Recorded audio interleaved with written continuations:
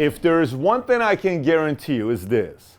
If you are way too sensitive, and you were raised in this family where your mama told you you're so perfect and no one's ever going to do anything wrong to you, and you decide to go into the world of business, bam! You're going to say that hurt. And you're not going to stay as an entrepreneur. Because in a world of business, it can get very, very ugly at times. And I'm simply trying to emotionally, mentally prepare you for the beatdown that you're going to get if you become an entrepreneur. So today, I'm going to talk to you about 8 bad experiences that will help you as an entrepreneur. So let's start off with point number 1. Here's point number 1. A very, very embarrassing and humiliating experience that you had. What could that be? I don't know what it is, but it's got to be very embarrassing. It's got to be very humiliating. It could be you going in school and you're trying to play football and you go to try out and you play basketball and you're so embarrassing. You're so embarrassing that everybody laughs at you. That moment of laughter you will forever remember if you have that moment of laughter. If you have a moment where you wanted to go out there and try to play a certain game or try to go talk to a certain girl or try to do something and you were so embarrassed, so humiliated, that stays with your spirit. That's actually a good thing because in business, it's going to happen many times. So if it hasn't happened yet once and it happens in business, you're going to say, ooh, that hurts. I'm not going to do that again. And you'll leave. Second one, being bullied.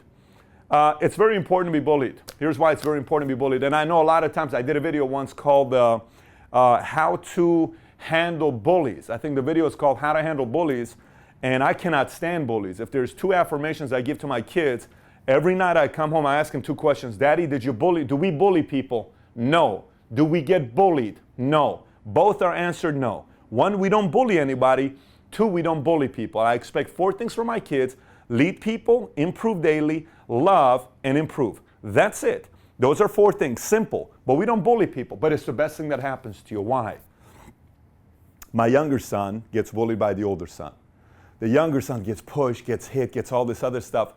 When he becomes 14 years old and he gets into a fight with a kid, you know how my younger son's going to handle it? He's going to be like, dude, I've been fighting my older brother for years, man. You're nobody to me.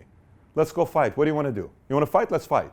Mario's got a younger brother, right? Your younger brother. Mario's told me stories, David, right? Yep. Mario's told me stories about his younger brother. What stories have you told me about him fighting? He fought a guy double his size. And whooped his tail. And knocked him out. Knocked him out. How old was he at the time? He was 14. 14 years old. Why? Because David has 2 older brothers or 3 older brothers? 5. Or 6. He's got 5 older brothers. Do you think that kid is going to grow up being bullied a little bit? It helps in business. So if you've been bullied before, if someone's I remember being a kid in Iran. I remember being a kid in Germany. I remember being a kid in high school. I was bullied over and over and over again. It made me tougher. Many of these MMA fighters, when you study them, if you study many of these MMA fighters, there's one thing they all have in common. You know what it is? They all say, why did you become a fighter? Because I got bullied. Why did you become a fighter? Because I got bullied, man. Eventually, I was so sick and tired of bullying, I wanted to whoop his ass. So I became tough. And that's why I do MMA. And that guy doesn't fight me anymore. This is not a new thing. This is a I know this stuff is strange, so parents are not going to share this video with their kids going, no, honey, don't watch this video because this man, this Iranian, Assyrian, Armenian, scary-looking big man says you need to be bullied. Baby, don't watch this video. Unsubscribe from Valuetainment, right? But in reality, it's a good thing that happens to you. Next, rejected. Being rejected is a very good thing. You know why? I have a hard time. I've been mentoring salespeople for 15 years. You know what their fear is? They see this, they scream like a little girl when they see a phone. Oh my God, oh my gosh. Hey, John, this thing you got to pick up and you got to make phone calls. No, yes, no, I won't do it.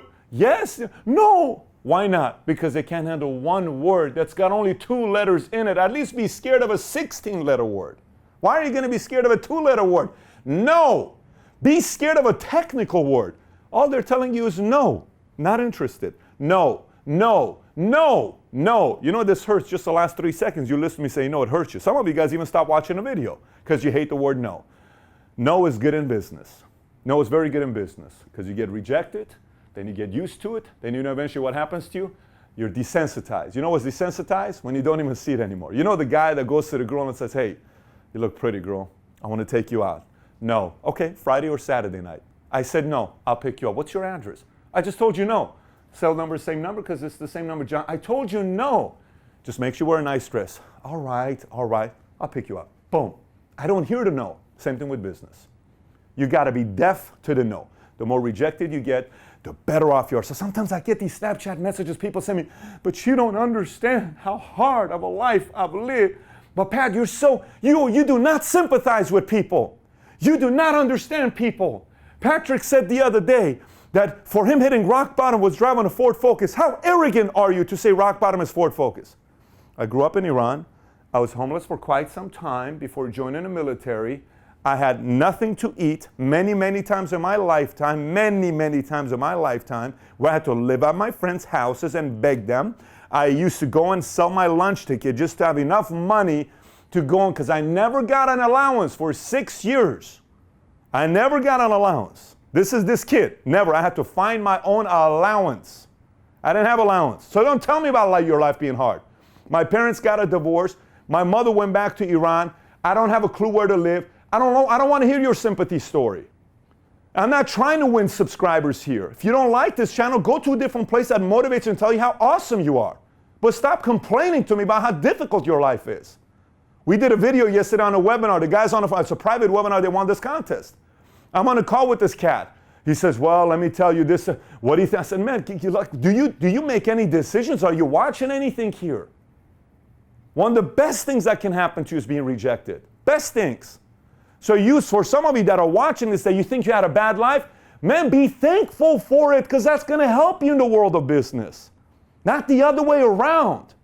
The guy that's been guarded and protected by mommy and daddy so nothing ever bad happens to them, they don't know how to handle reality when it happens to them. You do. Use that as the best thing on your resume, not as a crutch, as a strength, because it can help you in the world of business. Next, a great breakup. Man, one of the best things that can happen to you is a great breakup. I don't love you anymore. What are you talking about? I don't love you anymore. I just don't. I don't know what happened. I used to love you. I just don't love you anymore. I don't. Do you like, is there somebody else? Yes. Who? Your best friend? No. Which one? Jack? Oh my. That's great. Oh, that's great. Again, Patrick, have you completely lost it? No. I just know when I talk to people who have built a very big business and you sit down and break bread and you really find out their story, it is hell and back before they build it big. And some of you guys are fully qualified, by the way, just so you know that. You just need to see the strength of it. So breakup, phenomenal thing. Let a girl break up with you. Oh, it's so great. Let her say, I don't love you anymore. Just remember that date. Man, that's a magical word, right? So I'll go right into the next one. I'm trying to see if I can remember all the points. Next one, piercing words. Oof. You know what's a great thing about piercing words? It just goes, boom, it goes through you and it stings, man. It hurts. It hurts. Piercing, it hurts. You know what type of words? I remember one time I'm on a conference call with a guy, Jose Gaitan, good friend of mine, very good friend of mine. Good friend of mine. This guy, we're on a conference call. And a guy on the other line tells him this on the conference call. He says this to him, because at that time Jose wasn't doing too well in business. They're doing very good right now, but at that time he wasn't doing too well in business. He's working as a bill collector. He's lost everything. The house he bought for his mom, that his mom losing, and he has to go tell his mom, Mom, you got to move out because I lost this house, Mom. Mom, I lost this house. Tears come in this cat's eyes. Tears. I remember this guy, okay? But he's a very solid guy. Character solid guy, right? You know what happens one time? We're on a conference call. One guy says this to him. He says, let me tell you something, Jose. You will never make it in business. You will never make it in business. Do you know how many years ago that was? 08? Yes. 08. 17. 9 years ago. It was such a piercing word. He remembers it till today. He remembers it till today. I remember certain words till today. Now, there's a part to forgive, 100%. But it's kind of tough to forget. There's a part to forgive, but there's a part you don't forget. You remember those words. This thing's got a lot of power. Lots of power. Sometimes a coach or somebody that's even coaching you may say certain words to you that are piercing. Maybe he or she is testing you to see how you're going to respond. Strong coaches are very good at doing that. Bill Belichick, you think he's not going to say certain things? The other day they were talking about why, what's the coach of Cleveland Cavaliers? What's the guy's name? The guy that came from Tyronn Lue.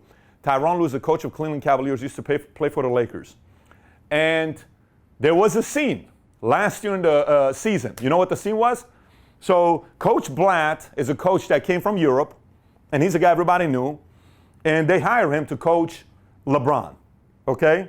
In middle of the season, Blatt and LeBron are not getting along. Blatt gets fired. They bring Tyronn Lue. Just so you know, Tyronn Lue is shorter than me, okay? And LeBron is 6'8", 260. And Tyronn was about 6'1", 6'2", give or take, maybe 6'3", okay? And there is a scene. Here's the scene. LeBron's coming in, Tyron's going out. In the timeout, LeBron starts telling Tyronn Lue what to do. Tyronn Lue says, shut the F up. Now, I'm not telling you this is something for you to do with your people. This is sports. In sports, there's locker rooms. It's heated. It's different than business. Completely different than business. But there was a heated moment. He said to LeBron, I'm the coach. Be quiet. I'm the coach. I'm not Blatt. I'm the coach. LeBron sits, listens. Tyronn draws out the play. They go, they win the game. They ask LeBron afterwards, what'd you think about that? He said, I respected him for it because that's the reason why he's our coach. And then they won the championship together. And I was the prior coach, couldn't do that. Couldn't do that. Sometimes piercing words, boom! Hey, let's go. Let's do something with it. You got to remember some of those piercing words. Then, when you do get piercing words, it's all about how you respond to piercing words because there's two different ways people respond to piercing words. One of them is what? I can't believe he said that to me. I'm just such a loser and I'm this and I'm pouting and I'm going to my mommy and I'm crying and my daddy. I can't believe this. We're like, you know what? Let me prove him wrong. Let me go out there and prove myself that I can do this. They go do it. It's completely on you. But the more opportunities you have like that, the more opportunity you have to just scale. Your capacity just goes, I got to do something big with this thing here. You got to be able to do something big with that. The other one, a very, very, very good ass whooping is a very good thing to happen to people. Why? You know why? Let me tell you why. One of the reasons why it's very good to have your ass handed to you is because it tells you you're not as bad as you think you are. Meaning you're not as tough as you think you are. And you're not as great as you think you are. There's always somebody out there that can kick your butt. There's nothing greater than that. There's nothing greater than you walking around thinking you're tough and then somebody gets you. Because you realize every single day you're competing, don't underestimate anybody. Every single day you're building, do not underestimate anybody. The moment you do, you could be the guy that becomes the next Tyson. You could be the guy that loses and comes back after Golden State's got the greatest record in the history of NBA. They're 73-9. LeBron James comes back after 3-1 and they beat you. It could happen to you. You cannot walk around like you're that bad. This is why good ass whooping sometimes isn't good. Ass whooping could be in business. Somebody completely crushes you. A new person comes in and crushes you. How are you going to respond to that ass whooping? I think I got one more or two more left, right? The other one is going broke. Going broke. Going broke is a very good thing that can happen to you. Going broke is a very good thing that can happen to you. Let me tell you why going broke is a good thing. Whether you lived in a family that didn't have a lot of money, whether you lived in a family that didn't have a lot of money, or you went broke. I've experienced both. I grew up in a family, we didn't have a lot of money, we were a welfare family, and I lost everything, okay? So I experienced it firsthand when we didn't have a lot of money, and we lived, this was pretty tough times, and then I experienced when I lost everything, lost a girl, lost all that stuff. Both of them, I was in a pretty bad state. And let me tell you what happens when you get to this bad state. You get to this bad state where you're completely all alone by yourself, and there's a part of you that thinks you're done. There's a part of you that thinks nothing else can change. There's a part of you that wants to throw in the towel. And I'm here to tell you, the way you respond during that heat of the moment in your life turns you into the person that gets to losing a habit that lasts a lifetime, or becomes a person that rises up and says, you know what? Man, I lost. This hurts. I am hurt. I'm a bit depressed. I'm a bit shocked. I have a lot of fears. but I'm going to fight again. And you get up and you fight. If you come back from this and you fight and you win, the spirit inside of you, you know what it believes in? It believes you can overcome any obstacle. And that's a very dangerous person to compete against. Oh my gosh, you do not screw with people like that. You just do not screw with people like that. Because those people have a certain spirit that's backing them up.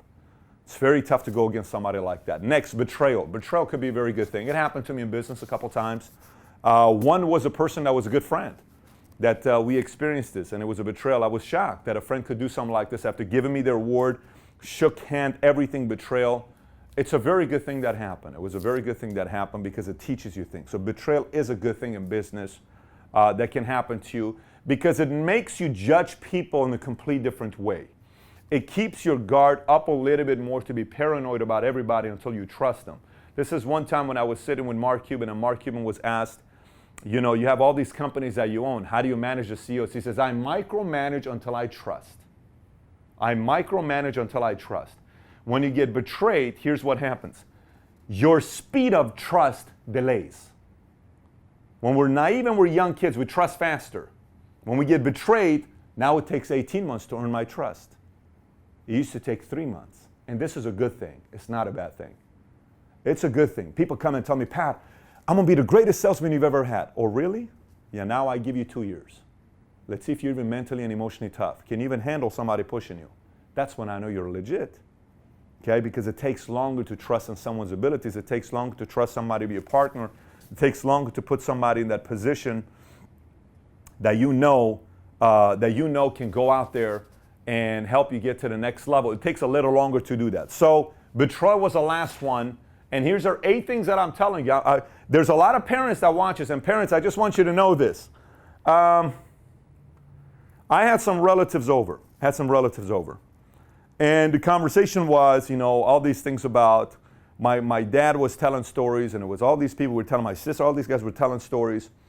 And it was, you know, we should have raised in a different way, and we should have done this, and we should have done this, and all this other stuff. And I said, you know what? I kind of didn't mind seeing my parents argue. I said, what are you talking about? I said, I'm in Panama with my friend Stephen Alfred. We're in Panama, and we're driving to Panama Canal. And we're driving over there, it's just raining and all this stuff. I see this 4-year-old kid pushing a shopping cart with a 2-year-old kid in there. There's no parents around. It's raining. This 4-year-old kid, that visually, it's still in my brain, my mind till today. 4-year-old kid is pushing. I have a 4-year-old son, and I have a son that just turned 3. That's as if my oldest son is pushing my 3-year-old son. And he's pushing him. And I'm like, hey, God, what the hell? Where's the parents? Where are the parents? What's going on over here? Man, that kid is 4 years old and 2 years old, and he's got somebody watching over him, and there's a certain, you know, we are tougher than we think we are, man. We got this thing called survival of the fittest, and we got certain survival mechanisms that are ingrained in our body that we kind of know certain things, maybe not as much at that age, but you see this sometimes taking place. And sometimes I see parents protecting their 30-year-old son as if they're 4 years old. Come on, man. Let this guy get his nose bloody a little bit. I did a call one time for a mother and the son were on the call together. You remember this? We're at the airport. I'm doing this call, and the mom's protecting. I'm like, let him loose. He's a baby. Protecting. Hey, there's that part, and you see mamas that raise boys. I know one right here out of Dallas. Tough guy. 2 boys, 3 boys. They all went to school, all get their 4-year degree. They all pay for their college. Mom was disabled growing up. Kid named Jason. Tough. Father wasn't around.